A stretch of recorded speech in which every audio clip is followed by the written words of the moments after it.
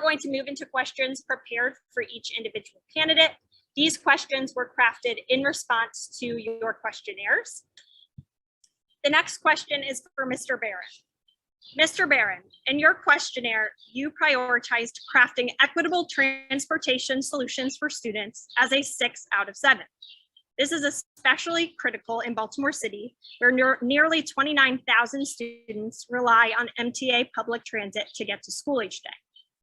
Our students make up an estimated 18% of MTA's annual ridership.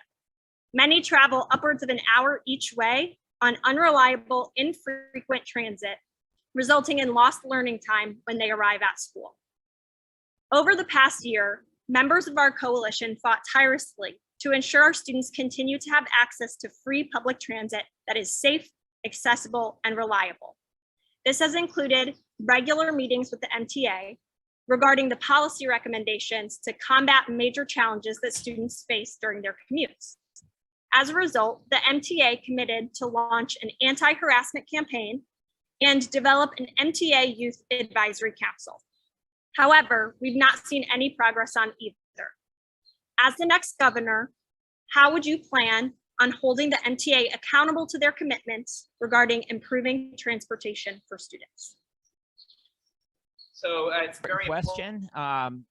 More than, I think you may have alluded to this, but more than 3/4 of middle and high school students in Baltimore use MTA, use public transit to get to school.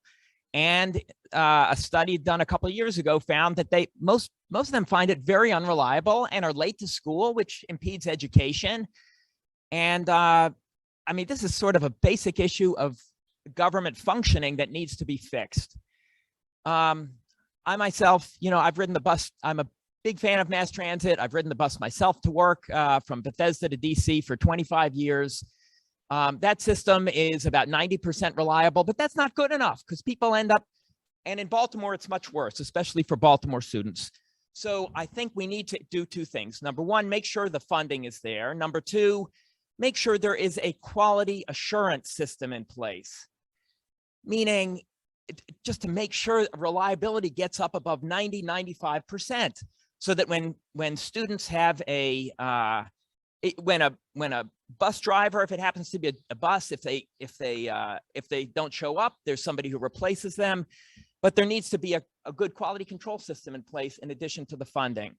Let me mention one last thing. I believe this is a high priority. It's a foundational piece that's needed in order to have successful education. If kids aren't in the classroom because they're late to school, that's a serious problem. But again, I want to go back to my central theme, which is, and this differentiates me from the other candidates, this is not just about resources.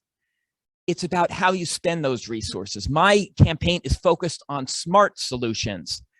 I mentioned tested and proven solutions like tutoring in the early grades, as I mentioned before.